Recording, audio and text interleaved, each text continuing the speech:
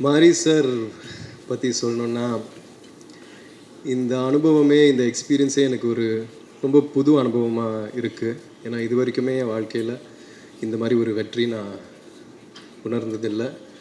இந்த வயசில் கெரியரில் இந்த ஸ்டேஜில் இந்த மாதிரி ஒரு படம் கொடுத்ததுக்கு ரொம்ப நன்றி. ஏன்னா இந்த படம் மூலயமா நீ சினிமாக்காக என்னெல்லாம் பண்ண தயாராக இருக்கணும், எவ்வளோ எஃபர்ட் போட தயாராக இருக்கணுன்றது வந்து இந்த கதாபாத்திரம் மூலயமா, கிட்டான் மூலயமா, அவன் நேசிக்கிற கபடி மூலயமா ரொம்ப அழகாக காமிச்சார் மாரி சார். எனக்கு இது வரைக்குமே நான் 27 இயர்ஸில் கற்றுக்கிட்ட விஷயங்களை விட நான் அவரோட ஸ்பெண்ட் பண்ண அந்த 1.5 வருஷத்தில் லேர்ன் பண்ண விஷயங்கள் தான் அதிகம். ஸோ அவர் எனக்கு ஒரு பெரிய பாடம் சொல்லி கொடுத்துருக்காரு. அவருக்கு எவ்வளோ நன்றி சொன்னாலும் பத்தாது. அண்ட் இத்தனை லெஜெண்ட்ஸ், இவ்வளோ நல்ல டெக்னீஷியன்ஸோட ஒர்க் பண்ண வாய்ப்பு கொடுத்ததுக்கு அவருக்கு ரொம்ப நன்றி சொல்ல விரும்புகிறேன். சினிமாவில் அவர் பயங்கரமாக உழைக்கிறாரு, ஸ்பாட்டில் பயங்கரமாக உழைக்கிறாரு. ஆனால் நம்ம ப்ராக்டிஸ் பண்ணிகிட்டு இருக்கும்போது கூட, நானும் பயலுலலாம் வந்து விளையாடிட்டு இருக்கும்போது அவர் வந்து ஷூவை மாட்டி வார்ம் அப் பண்ணிகிட்டு இருப்பார், கிரவுண்டை சுற்றி ஓடிட்டு இருப்பார். அப்போவே எனக்கு பயங்கரமாக கண்ணு கலங்கும், ரொம்ப எமோஷனல் ஆவேன்.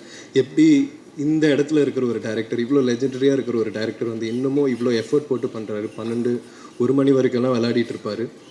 இந்த படத்தில் நீங்கள் பார்க்குற ஒவ்வொரு கபடி காட்சியிலையும் நான் பண்ணுறது, டிஃபெண்டர்ஸ் பண்ண வேண்டியது எல்லாம் வந்து அவர் ரொம்ப ரிஸ்க் எடுத்து பண்ணுவார்.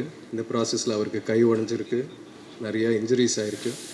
இதெல்லாம் வந்து எழிலா நான் சொன்ன மாதிரி நம்மளோட சினிமாக்காகவும் எனக்காகவும் பண்ணாருன்னு நான் நம்புகிறேன். ஸோ அவருக்கு எவ்வளோ நன்றி சொன்னாலும் பத்தாது sir. Thank you so much sir, என் சார்பாக, என் ஃபேமிலி சார்பாக.